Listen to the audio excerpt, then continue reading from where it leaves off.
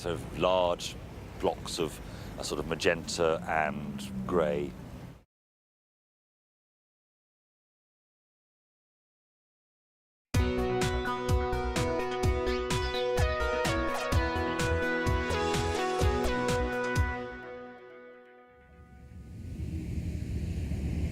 Peter Ginman is a vet who lives and works in Herefordshire in the west of England. What made you decide to become a vet?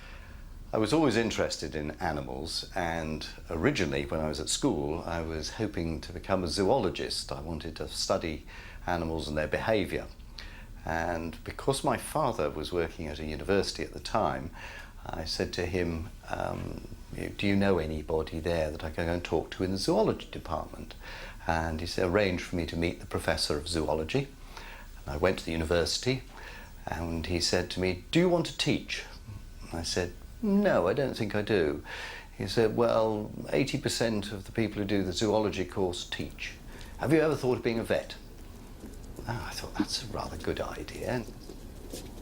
Do you prefer treating farm animals or pets? Personally, I do probably a little bit more with the farm work, but I don't mind. I like treating them all. I like being involved in them all. And I'm in general practice, so I don't have a specialisation in one particular species or one particular discipline within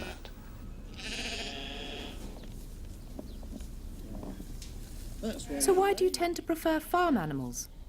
I quite like meeting the people in the farm. I'm living in the countryside where we are today in this surgery. We're right in a little village in the countryside on the border of England and Wales. And if you look around and look out there, you'd understand why it's nice to be able to go around and drive around a bit of that country, see the animals there.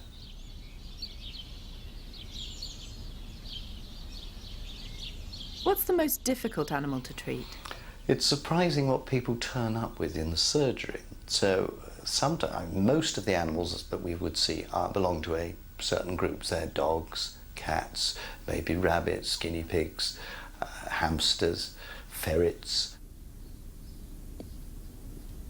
But now we're starting to see camelids. That is llamas. Certainly we've got llamas locally and other members of that same group.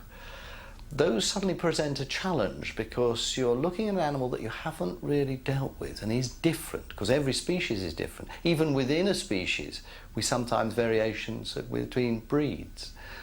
So the most difficult is really just one that you're not used to, and you suddenly find yourself thinking, what are the peculiarities?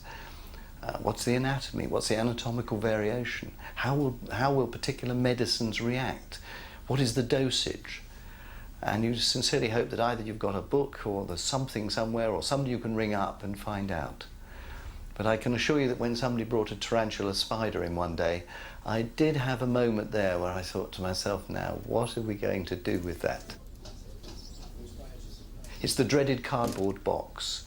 Somebody comes in with a little cardboard box and they put it down very proudly on the table, and you're waiting in expectation, and then they open it up and you look at it and go, ah, very interesting. Now, what is that?